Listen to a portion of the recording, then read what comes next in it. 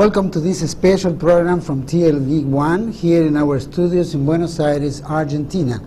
We welcome all of you, and we agree that we're going to talk about different aspects of the global system, how it works and how it functions.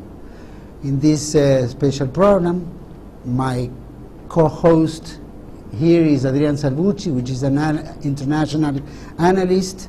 He wrote a couple of books. Geopolitics. The brain of the world. And right, the mastermind, the world's mastermind. The world mastermind. And welcome to the jungle again. Welcome to the jungle, yes. The jungle of the New World Order. But they're in Spanish. They're in Spanish. Also, Adrián Salbuchi is a host at the program Second Republic Project here in this channel. So, thank you for sharing this program. Yeah. We are having a special guest. Very special guest today.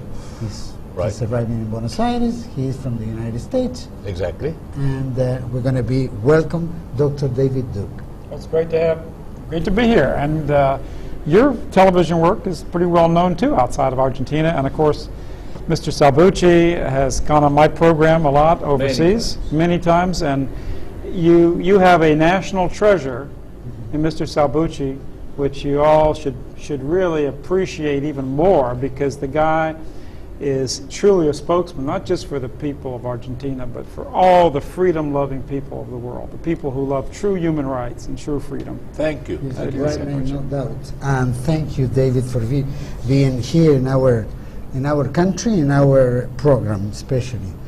I would like to describe that Dr. David Duke is Doctor in History. He's a former member of the House of Representatives in the state of Louisiana through 1989 to 1993. He was a political activist of human rights, dignity and free speech, talk show host at the Ren's Radio Network, conference speaker, author of books that includes My Awakening, A Path to Racial Understanding in 1998, and A Jewish Supremacist, My Awakening on the Jewish Question in the 2003. Also wrote a book, The Secret Behind Communism. Dr. Duke has presented his works and views throughout Europe, the US, Middle East, and Russia. His books has been translated in almost 20 languages.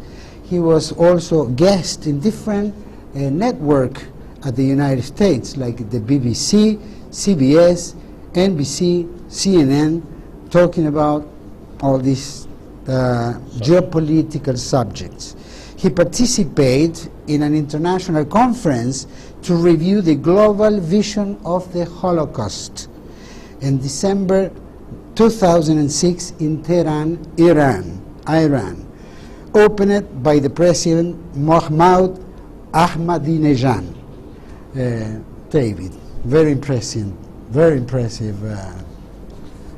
it's impressive that so many people around the world are opening up to this great danger to the planet, and that is the danger of Zionist supremacism. We talk about racism among different peoples. Often Europeans are accused of being racist, but we know what the real ultimate racism today. It's the racism found in Israel. And it also goes way beyond Israel, because it's a racism that controls our banking institutions, it controls so many of our governments around the world, and it also controls our media. And that's one reason why I'm so proud to be here with this independent media, because we know the media of the world is not leading our people or the people of the planet to a higher humanity. It leads us to violence, degeneracy, degradation. The Hollywood media teaches our kids drugs and violence and alcoholic dispensation, all these kinds of things, rather than making higher people, higher values and value people. And so the only way you can counter that is by doing things like you do, sir, to create a media where you can tell the people the truth and you give them the real values to stand by. That's what we carry the name of the channel, no? Yes. What it makes it important. Dr. Duke, I would like to hear from you how you see the scene of the political in the United States. How is the political scene in the United States today, and how that political impacts in the global system? Well, I like to talk very frankly, and There's no censorship here. That's Zero right. censorship, so you just Talk freely. tell it like it is. So here's the issue. The United States of America is not controlled by the American people. It's controlled by a tiny percentage of the American people. It's popularly called the Zionists. They control our foreign policy. They dominate our banking. A perfect example is the Federal Reserve Bank, which is the mother of all banks, not just for the United States banking institutions, but for the entire world. The Federal Reserve, over the last 3 decades, has all had openly radical Zionist chairman and Zionist vice chairman. We had Mr. Alan Greenspan. His vice chair was Mr. Khan.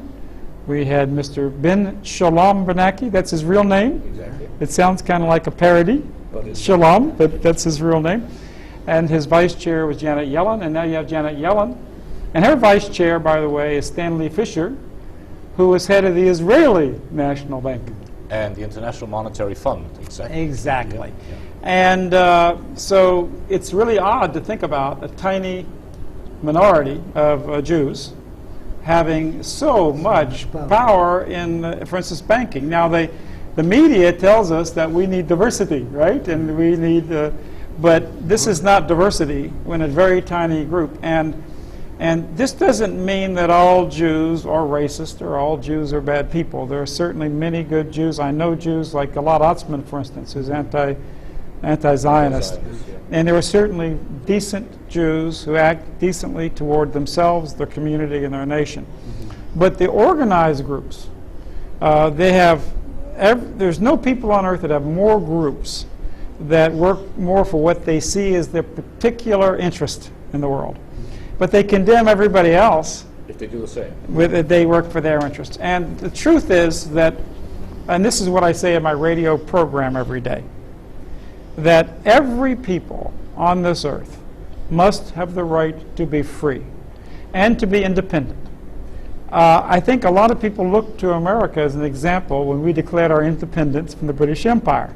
I think, if I'm right on my history, that you Argentinians had a little problem with the British. Absolutely. And not so long ago. A few times, that's right.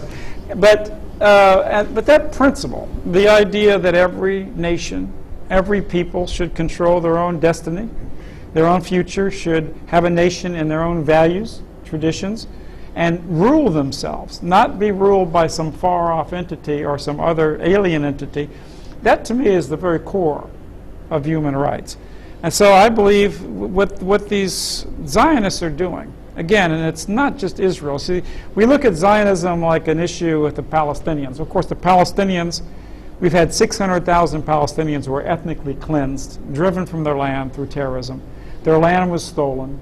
They're periodically murdered. They are genocided as a people. And Israel is the real terrorist state in the world. But Israel could not have done this to the Palestinians just from the power of Israel itself. The only way that was possible was because of the Zionist influence in all the other nations. And it's not just Israel then that's the problem. They really dominate American politics. They control the financing of American elections. They control the printing of American money through the Federal Reserve. They control American foreign policy. Today, our Secretary of State is a man named John Kerry. He comes from the state of Massachusetts. And Kerry is a very traditional Irish name. You might have heard, I don't know if you have it here in this country, but they call it Kerry's Gold. Exactly. The butter that comes from Ireland that's world famous, John Kerry. And being a Kerry is very advantageous in politics in Massachusetts. But his true family name is not Kerry. He passed himself off as Irish, but he was a deceiver.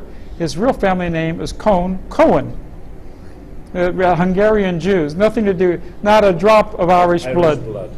So he's our Secretary of State, and when he does America's bidding around the world, he's not doing America's bidding. He is an agent for Israel and the Zionist issue.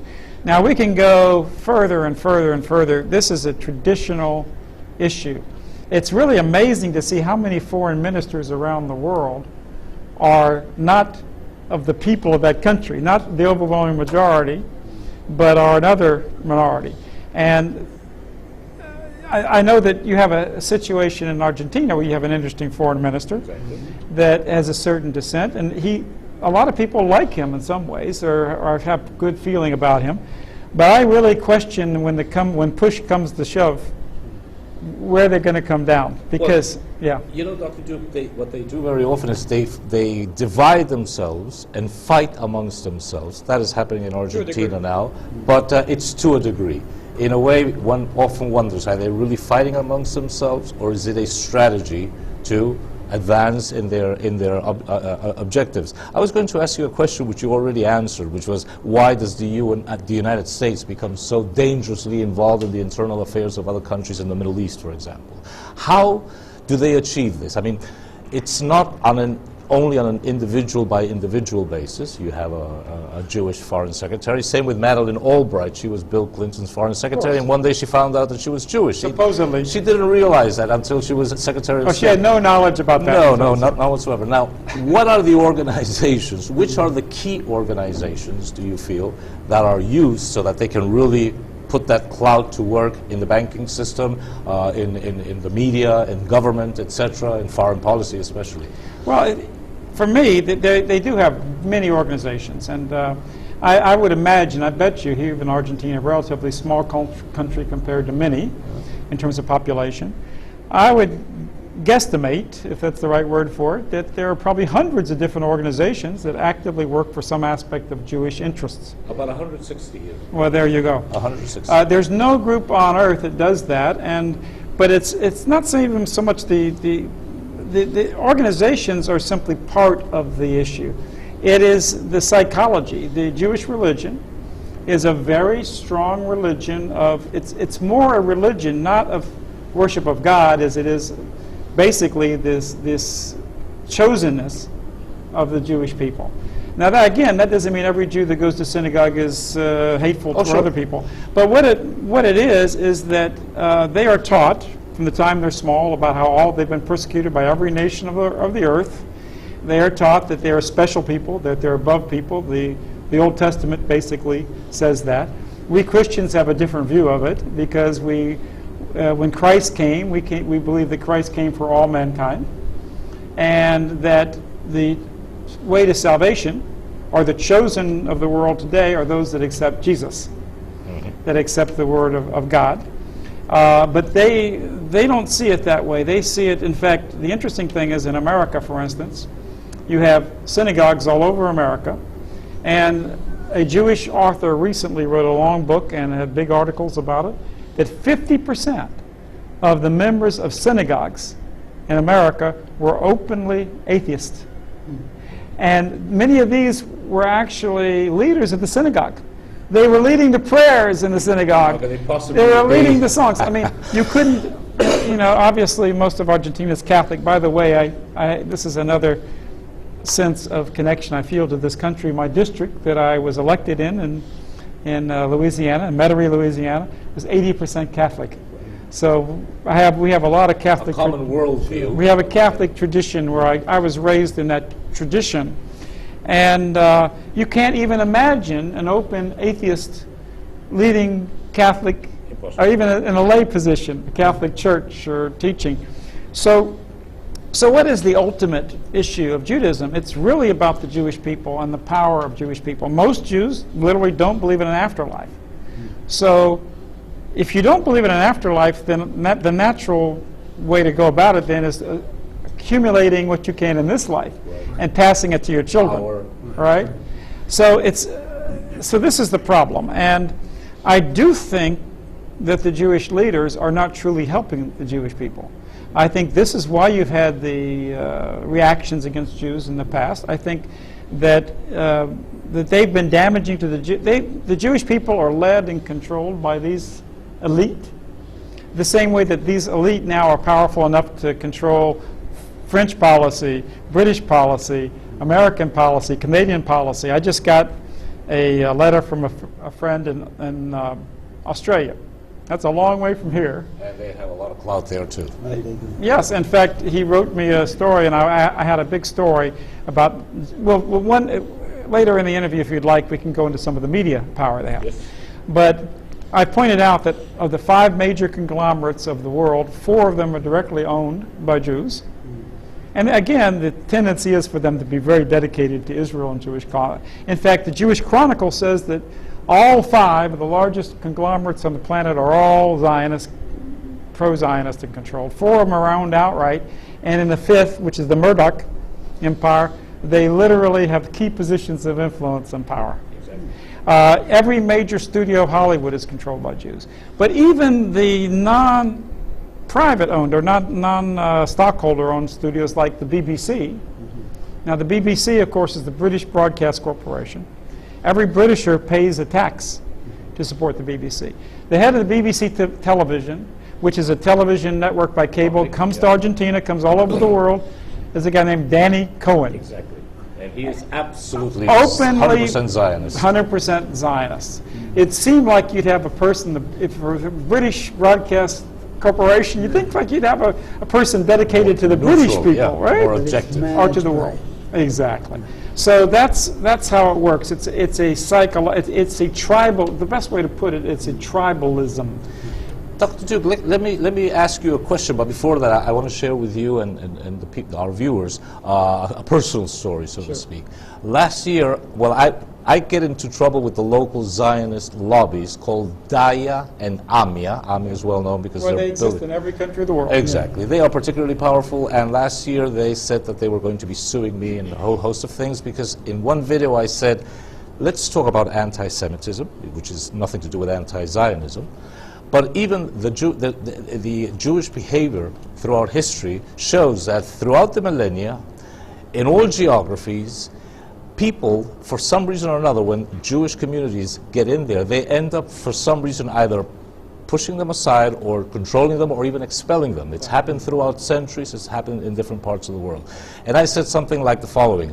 Either all humanity has a mental illness called anti-Semitism, except for the tiny Jewish community, or there is something in Jewish behavior which in the long run ends up getting them into trouble. I gave an example. If I have a fight with the butcher, the local newsman, the cop, my neighbor upstairs and my neighbor downstairs, I can't say they're all a bunch of sick people, I'm the good one. Maybe there's something about me.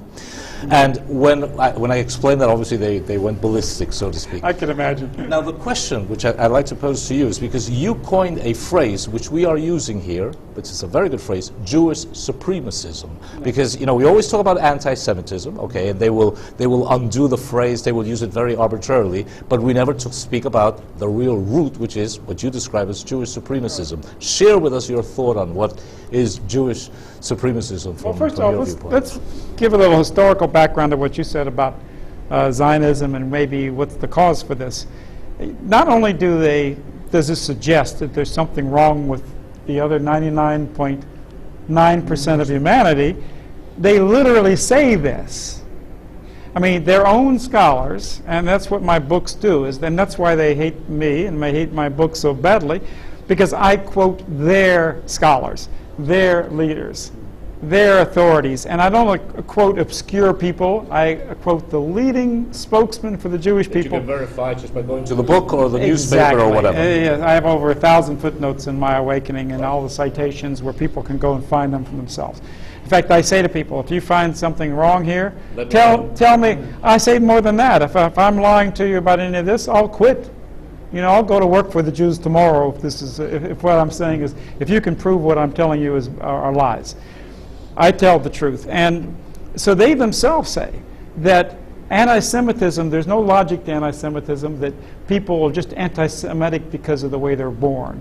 There was a Jewish scholar who did a novel about me. In fact, she was a leader.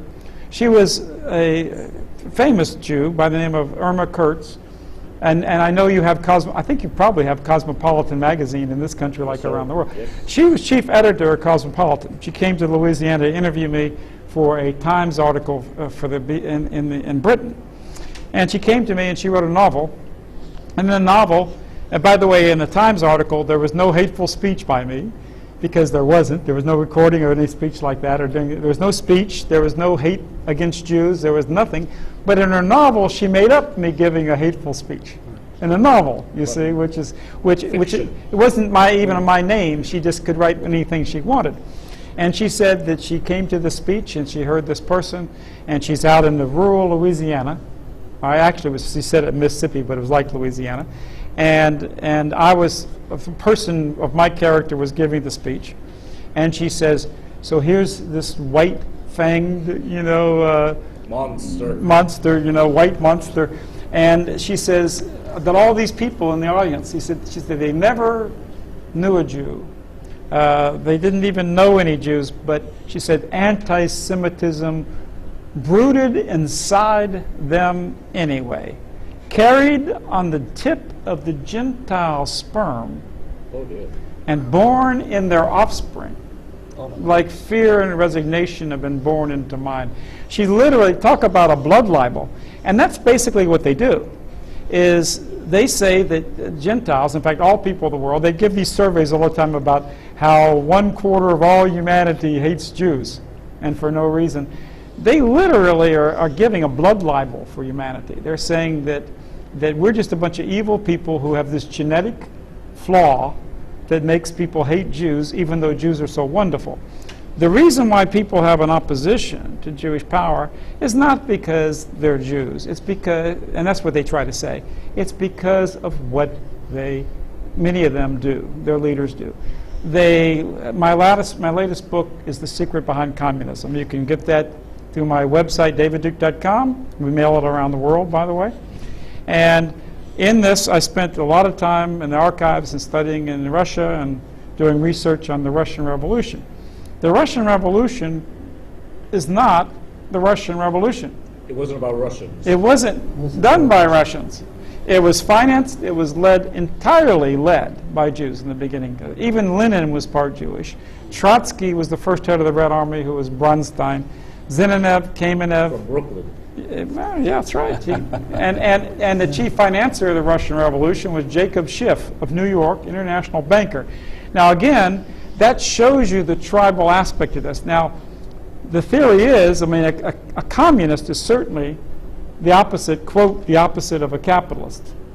So why in the world would one of the richest bankers in the world support a Bolshevik revolution, which is supposed to take away all private property, right, and nationalize all industry? Why would the richest banker in the world do this?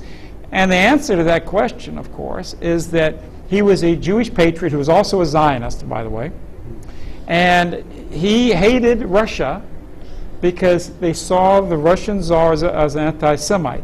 Well, the reason why the Russian Tsar to them was anti-quote Semitic, because he was a Russian patriot. And he saw the exploitation of Russia by these international banksters. He was a dedicated Christian. He saw the destruction of Christian values going on in his country and in the Western world. So he financed communism, helped support communism as a means to destroy his Christian enemy, what they considered to be a Jewish enemy. Now, in Russia, we hear about the Holocaust every day of our lives. And by the way, I'm not one of these people. I don't go around saying that there weren't terrible things happened to Jews. There were persecutions, and there were Jews who were murdered, and there were many horrible things that went on.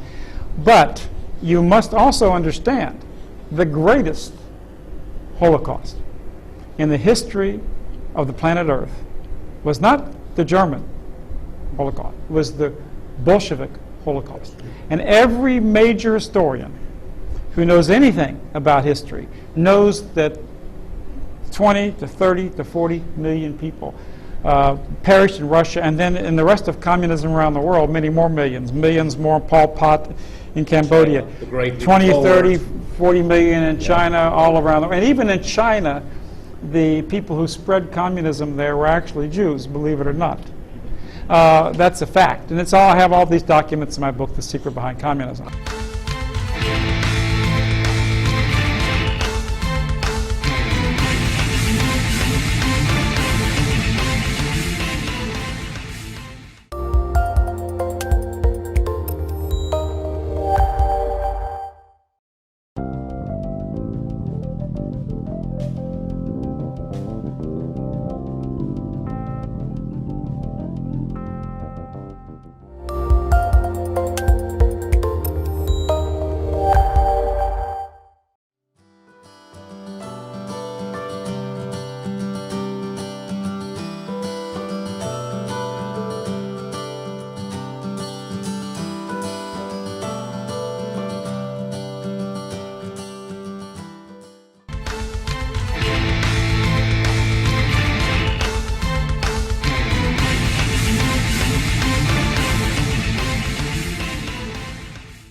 asking you about Ukraine, but since you mentioned the genocides perpetrated by the Soviet communists, in Ukraine alone, Stalin killed 6.5 million people from hunger, from famine in the 30s. And you know who the man was that actually did the mass murder? His name was Gingrich Yagoda. Oh, Yagoda, yeah. And I have an article in my book, for instance. It's on my website, davidduke.com. And those of you, by the way, you can use a Google translator. They work pretty good. Mm-hmm. They're not perfect, but people who you can get by with it, yeah. Because I know you'll be translating this and putting subtitles and everything in the show. But I have an article from Ynet News, which is the biggest Israeli website, very popular website in Israel called Ynet News from Israel.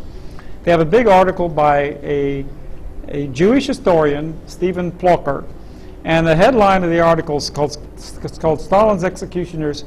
He said, "We must never forget that some of the greatest mass murderers of the 20th century were Jews." And he goes on to talk about Gingrich Yagoda, talking about how he was responsible. He ran the gulags, where over 40 million people were incarcerated. Many died, others didn't die. In Holodomor in Ukraine, 7 to 9 million people died. And in fact, I took my doctorate, in fact, in Ukraine, so I'm very familiar with the Holodomor. And he literally, in the article, talks about the fact that Yagoda was directly responsible for 10 million people dying. He was the guy that ran the Gulag system and did this. And the funny thing is, he has a mustache almost like Hitler. Just a real short little mustache. And if you saw a picture of him, you might even be mistaken, thinking that maybe it's Hitler, right? But nobody knows his name. Steven Spielberg makes no teary movies about it. Well, think about it this way. We have 30 million Christians die.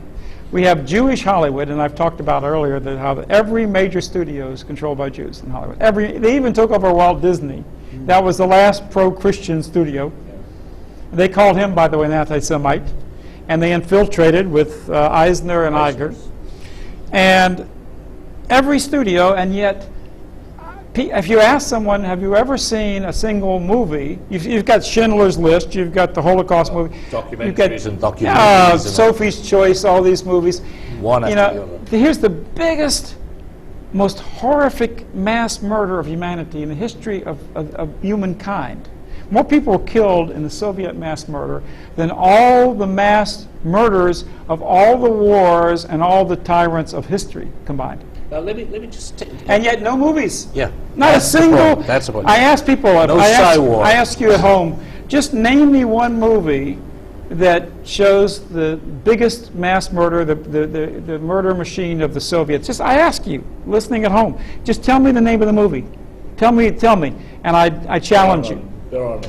You know, one of the things that we try to do from TLV1 here in Buenos Aires is to what in America is called joining the dots. Yeah. And you were just speaking about Yagoda, the Soviet mass murderers as a whole, as a regime, financed by, amongst others, Leo Bronstein, financed by Jakob Schiff, who also had as a partner Mr. Warburg, who founded the Federal Reserve banking system, whose bank was Kuhn, Loeb and Company in New York, which later merged into Chase Manhattan. Mr. Schiff was one of the founders of the Council on Foreign Relations in New York, and when you start joining all these dots, you figure, well, wait a minute, mass murder in the Soviet Union, the guy who founded the Red Army, Lenin, the Council on Foreign Relations, mega bankers, what's going on here? So that's my question to you. What is going on here? Because this is something which is beyond ideology. It's not. It's what you said at the beginning of the program. It's not that, oh, it's capitalists fighting communists. Perhaps at this level, yeah, but way up at the top of the power pyramid, it seems that it's just one family affair and everybody getting cozying up to each other. This is something that I try to do in my work, is try to educate people about it. It's so difficult to talk about Jewish tribalism and talk about the fact that this is a racist ideology, the supremacism, as you talked about.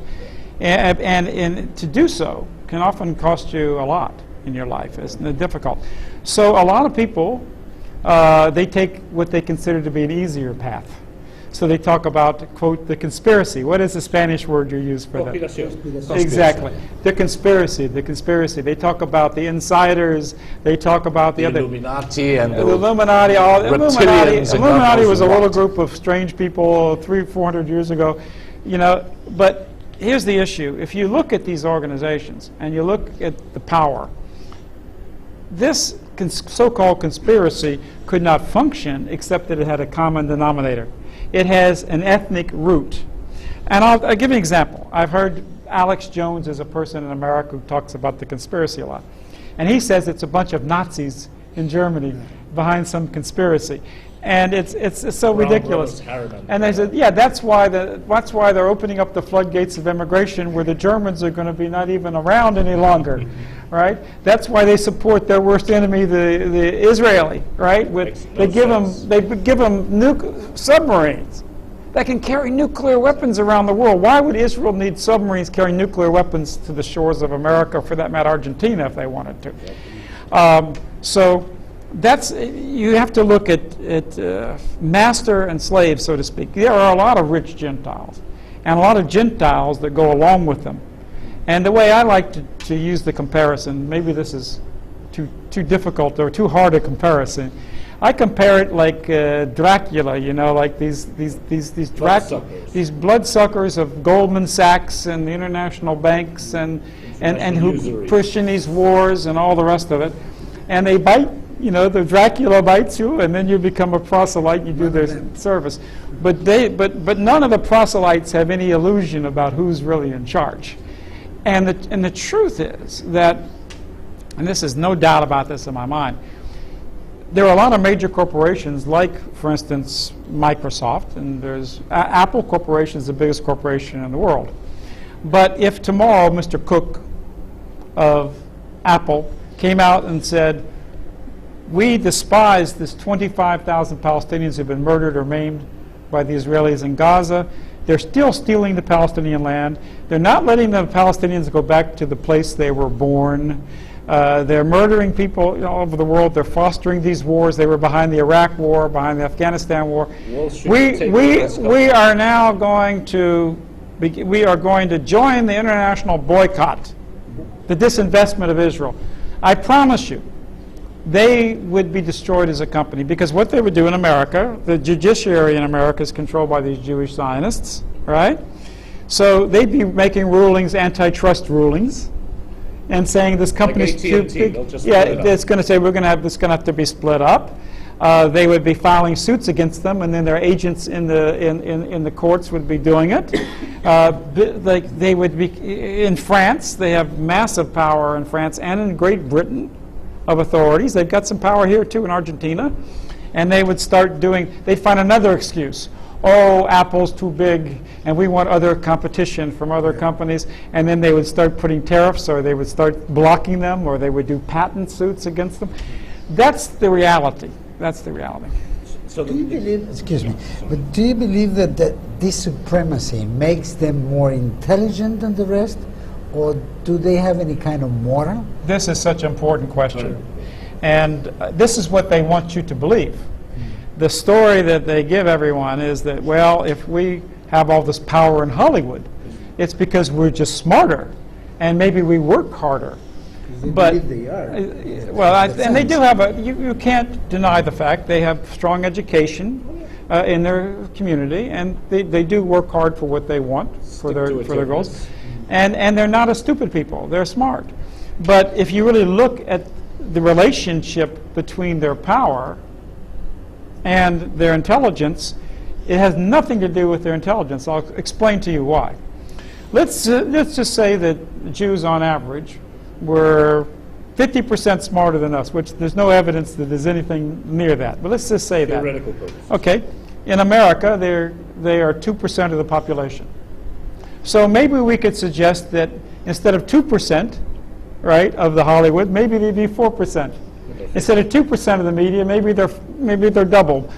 Or instead of 2% of Harvard and the Ivy League, they'd be maybe 4 or 5%, maybe, right? But they're 50, 60, 70. Exactly.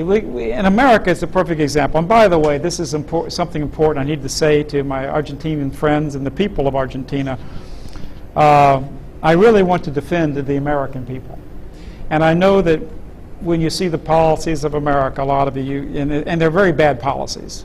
The wars that we're getting involved in, they're trying to crush you financially in Argentina. As an American, I oppose these things so much. But please don't blame the average American any more than you should blame the average Argentinian. We can get mad at people for not standing up, but you don't blame the victim. You've got to blame the people who are victimizing, the predator. You don't. They make us generalize. Right. So usually. Let's look at America, and this is a perfect example. To the idea that European peoples, and we're mostly a European country, the European peoples can't write plays or do television programs or do media, that we have to have Jews to control it, is ridiculous. We did have somebody in Western civilization by the name of William Shakespeare. We did have the great Greek traditions, Goethe. We had the great Russian writers. We had the Dostoevskys of the world. And in fact, if you look at the magnificence of Western civilization, I mean, the Jewish element is this much. The non-Jewish, the Christian element is this much. And it's more than that, really. And you look at and you look today, what are they doing with this media they control in Hollywood? Promotion of every movie, practically, for young people, including young people in Argentina, teaches young kids that you're supposed to get drunk out of your head. Right? You're binge drunk. You drink. In fact, they have drinking games in all these movies where you drink till you pass out. This is really healthy for a young girl. She's not going to put herself in a good position if she does that, right? There are actually in America in America alone, there's 25,000 kids that die every year. They drink so much alcohol that they die from toxic poisoning. They get so much alcohol in the system, their brain shuts down and they die, and many others are paralyzed, they hurt for life. And then, of course, alcoholism strikes down millions of people in your country. All over the world it strikes down. Drugs here too. And of course, and they control, again, it's the same element that controls the production of alcohol. And they tell us in the media, and I by the way, I'm not anti-alcohol. I like a good beer. I like a good beer once in a while, and maybe a good glass of wine. Argentinian wine. But I don't like the idea that our people, and every day in the media, we're taught that we're always supposed to be drinking. We celebrate, we get married, we drink. Somebody dies, we drink. We lose our girlfriend, we drink. That's their psychology. When you work, you work. Exactly, and I do think that a few drinks once in a while are fine, but we do drink too much, and we do know that it affects millions of people. Automobile accidents. You don't have as good sense, for instance, you go out and you commit a crime maybe where maybe you'd have better sense. You do things that are dangerous that hurt you. Children make very big mistakes sexually, obviously, right? I mean, the unwanted pregnancies and worse. Diseases.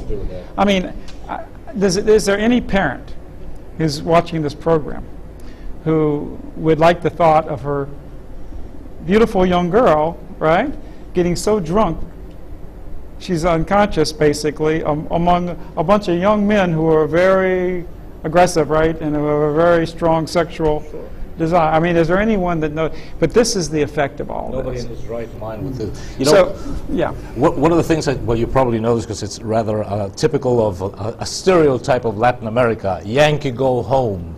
And we make a very special point in our channel, in our programs, to say it is not the American people or the British people or the European people. We describe it, actually we call it the four horsemen of the apocalypse. The United States, Britain, Europe, and Israel, or rather, the power structure embedded inside the United States, the power structure embedded inside the UK, Europe, and even Israel, and that has a huge component of Jewish supremacism, unfortunately. Well, people often say that, you know, media doesn't affect the culture, that's just a reflection of culture. That's not true. I mean, the truth is, if you teach a child, I mean, look at Lady Gaga, which is promoted by our Jewish media. And here's a woman, right? She shows herself. They put on a nun's habit with a big Christian cross, engaging in gang sex. I mean, this is sick. And Charlie Hebdo. Yeah. And if you actually read, Madonna too, right? yeah, Madonna too. That's right. And if you take a look, and by the way, it affects also African Americans as well. African Americans are suffering from this with this gangster rap. And they even have some of that gangster rap among some of your kids. It's gangsterism, it's thuggery, it's pro-drug use, sexual license, everything that destroys lives. I believe in nature. I believe in physical fitness, eating healthy, living healthy. I don't want to get drunk to enjoy life. I want to enjoy and smell the roses. I want to climb the mountains and smell the air and feel my blood. You know, all of us, in terms of our families and the things we love, to feel the presence of a beautiful, for me as a male, to feel the presence of a beautiful woman and to care for her and love her in the right way. That's what life is about. Values. It's not about taking some drug. It's not about wasting yourself in dissolution. Escapism. Yes, exactly. We should go to a break. Sure. Let's do that. And after that, but I want to ask you two questions, and so I'll throw them, and then we'll go to our break. What's your take on Ukraine? We spoke about that. And what's your take on Islamic State? We go for a break, and we will be right back.